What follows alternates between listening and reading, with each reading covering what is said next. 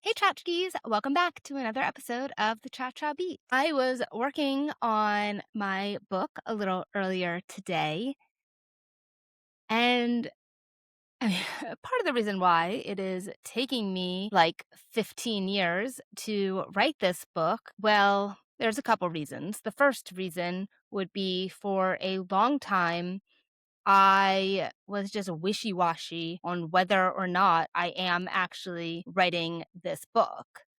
I moved to California in 2013 with a plan, not a plan, a goal. I didn't have a plan. I had no idea how hard it was to actually write a book, but I had a goal and a lot of motivation and drive and passion. And for about the first, I don't know, 3, 4 years that I was here, I was just like pedal to the metal, charging through writing and producing this story. And then time passed. I realized that the story is the story of my 20s.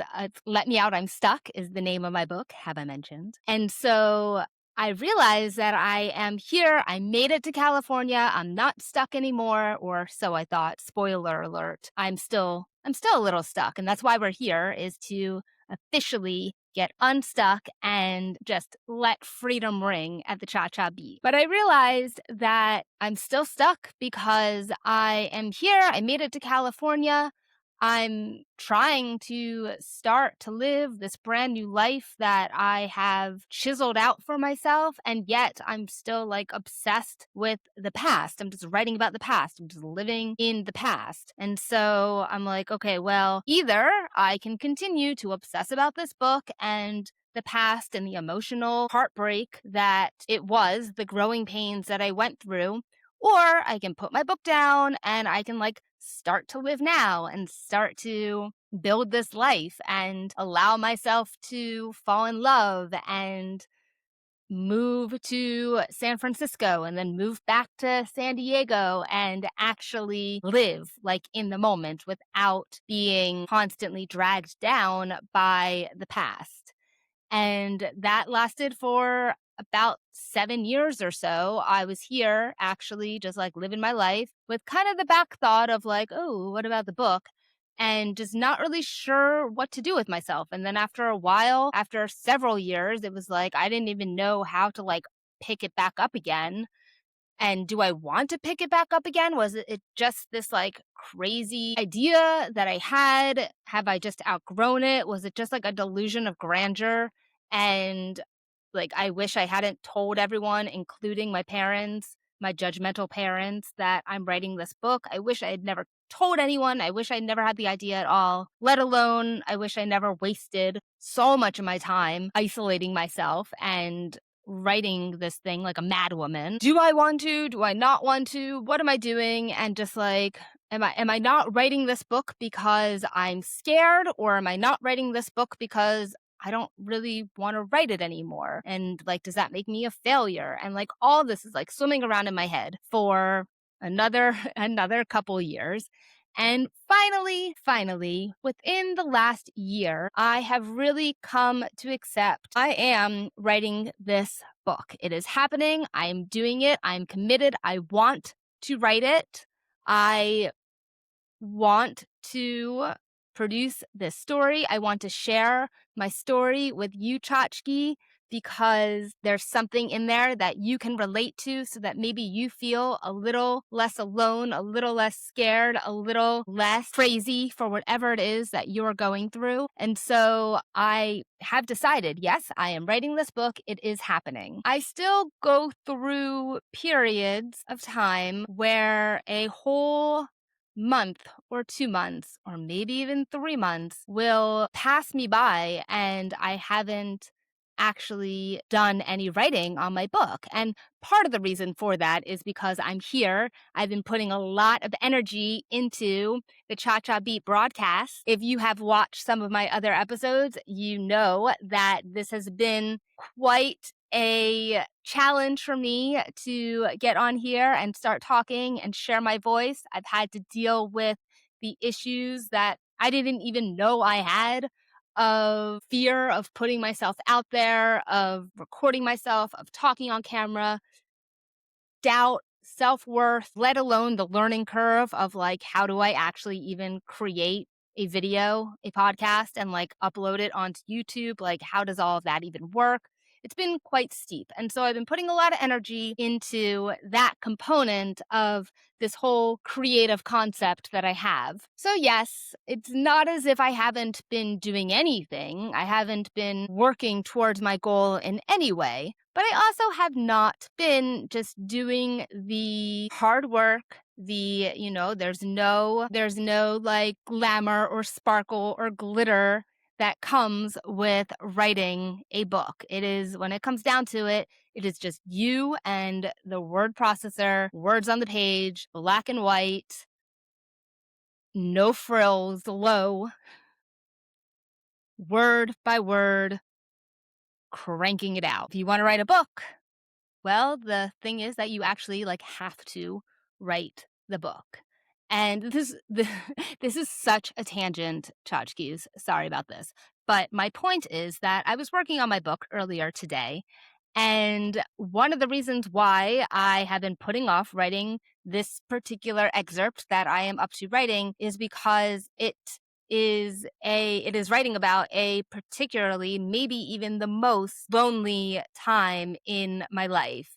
I was 28, 29. I'm not going to do the math right now, but it was the summer of 2013. I was living in Connecticut, which is like a whole other tangent, but basically I was like just fighting with my family. My parents were just not supportive at all. I didn't have any money to like actually have an apartment in New York or in the city anymore. I couldn't go home because it was like a toxic environment. So one of my friends from college hooked me up in a relatively inexpensive sublet in Connecticut. So I was kind of like hunkering down there for the summer while I just like intensely, obsessively applied for jobs in California and was just waiting to get a job so I could move out here because I didn't have any money. So I couldn't move out here until like I had a job secured. And I didn't really know anyone in Connecticut. I don't want to say I was in love because like now that I actually like am in love, I know that I was just like really, really just really, really, really infatuated with this guy that I had been seeing. Let's call him Chance Encounter. And he had moved away. I met him when he lived in Brooklyn still, but shortly after we met, he moved to St. Thomas, the US Virgin Islands. So he lived far away. He was not really interested in like being my boyfriend, let alone like a constant support system or like just constant friend that I needed because I didn't have anyone to talk to. I was just so alone, and all I had were my dreams of I'm going to do this. I'm going to get a job. I'm going to move to California. Just because I have applied to 50 jobs and I've had 30 interviews and none of them, that seems like a lot.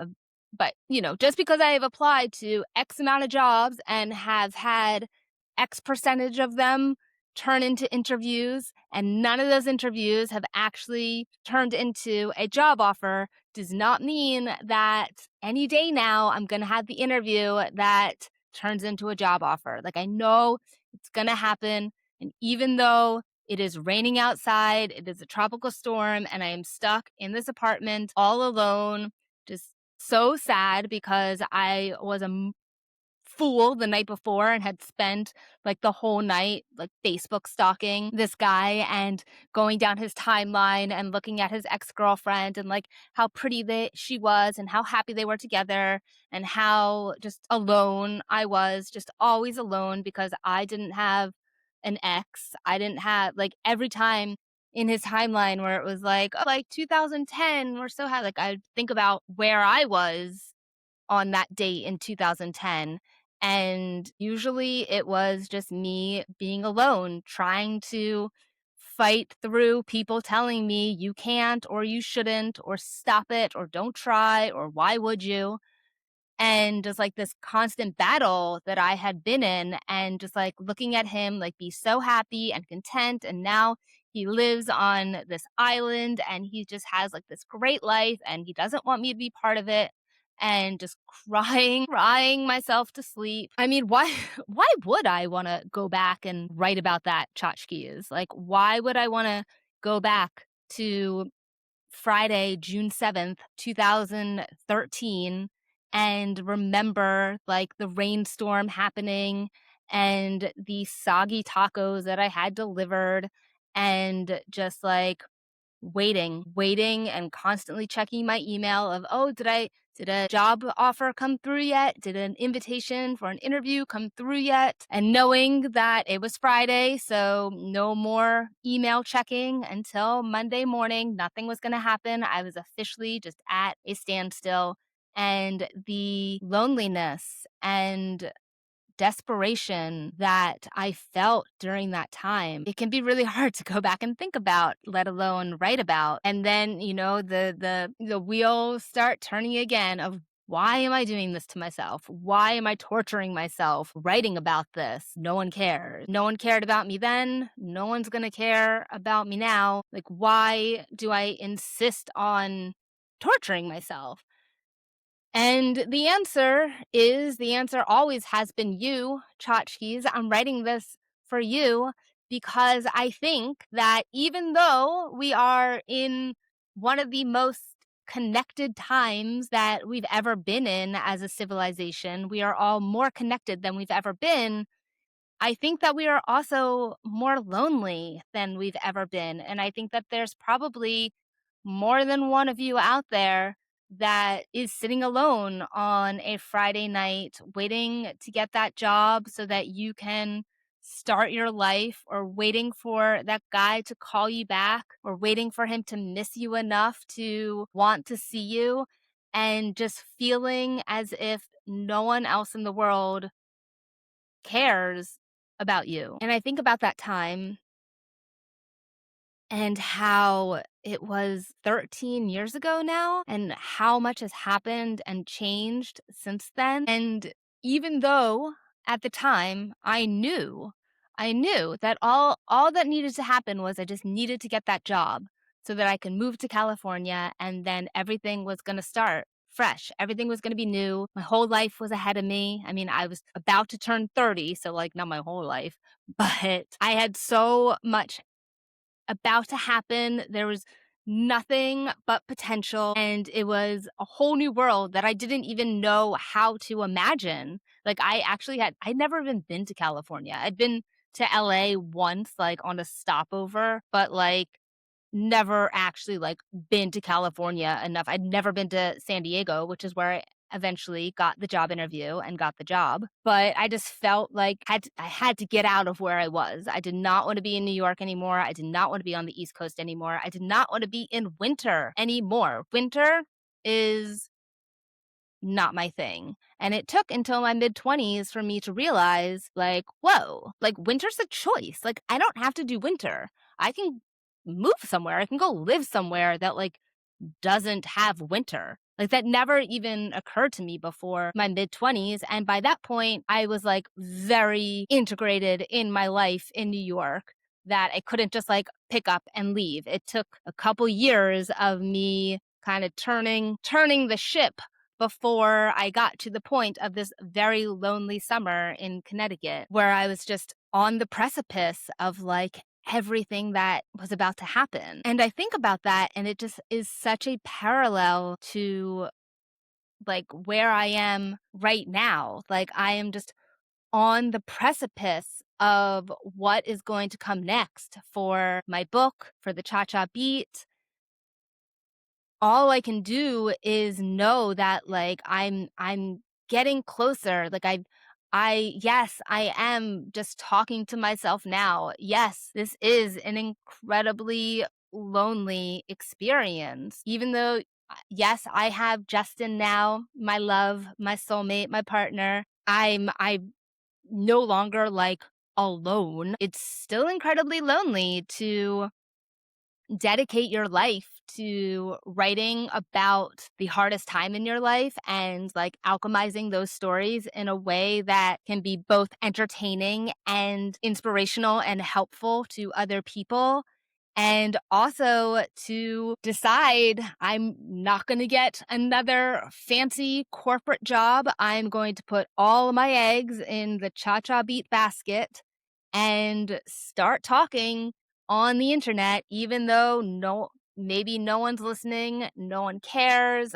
Maybe you are listening, maybe you do care, but from where I sit right here, right now, it is really lonely and really terrifying to be so alone and to be so focused on pursuing this path that, I could forget all of this and just sign up for some like community theater, or I don't know. Like I was doing forget the theater. I'm not an actress. I'm not a thespian. I deal with nonfiction only. I was doing for a little while Toastmasters, tchotchkes. I don't know if you're familiar with Toastmasters, but it's basically like a public speaking club.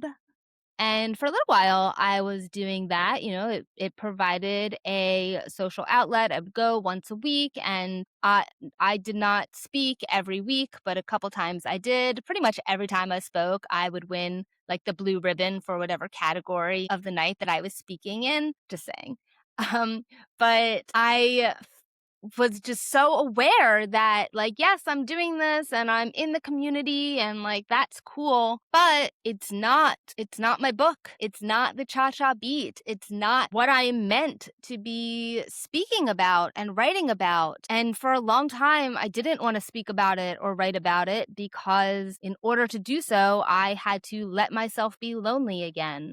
And after being so lonely for so long, I didn't want to go back to that space. But I'm starting to understand that being lonely is really the only way that you can actually know yourself. I think that when we are constantly surrounded by others, whether it be our families or different clubs or associations or jobs, colleagues, friends, school, whatever groups that we're in. It is so easy to like assimilate and kind of like take on the personality of the group.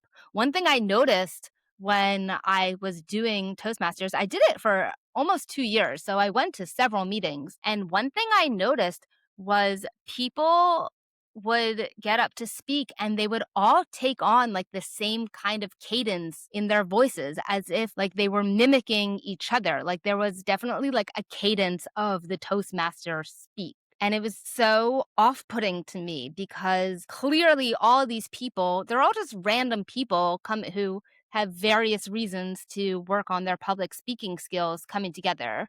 So it's not as if they all come from the same culture or background or even community. Like they're all coming from all over, all walks of life, people who have lived in the area for a long time, people from other countries who are working on their English. That was a big reason why people were in Toastmasters. Like they would be working on English as their second language and getting more comfortable speaking. And yet they would all kind of take on the same kind of like rhythm and cadence to their stories, to their speaking. And I just was so turned off by like the longer I stay in this group, the less cha-cha I'm going to be.